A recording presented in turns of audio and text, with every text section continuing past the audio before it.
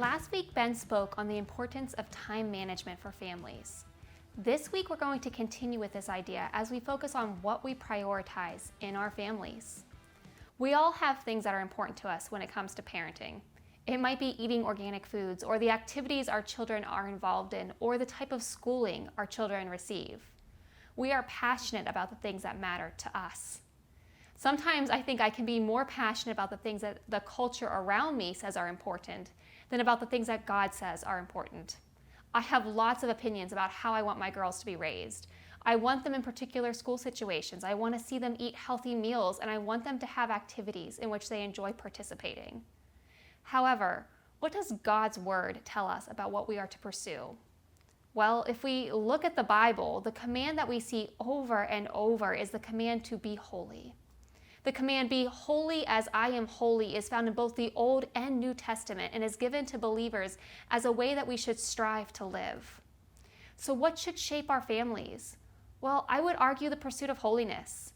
And I don't mean this to suggest that we need to strive for holiness to earn salvation or favor with God. What I mean is that if the Bible commands us to be holy, that should take precedence over everything else in our lives. So while it is great to be passionate about the things in which our families participate, the Bible doesn't really say much about what type of food, clothing, or activities are best for us or our kids. Therefore, those things shouldn't be the things that shape the culture of our families. What should shape our families are the things that help us in our pursuit of holiness. This might include time in God's Word, time fellowshipping as a family, serving and attending church.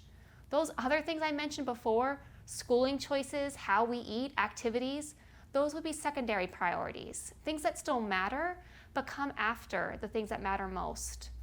Now, as you consider this idea of prioritizing the pursuit of holiness for your family, what would you take away? What are the things present in the life of your family that actually detracts from your spiritual growth? What are the things of which you're tempted to make idols of in your life? If we took the command to be holy seriously for ourselves and our kids, then what would our priorities look like? How would we spend our money and our time?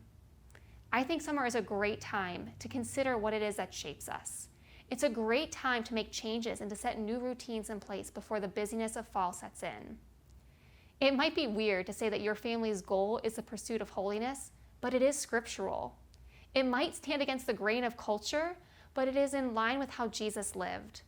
So take some time this week and examine your family's priorities and consider this question: how does this thing add or detract from my family's spiritual growth?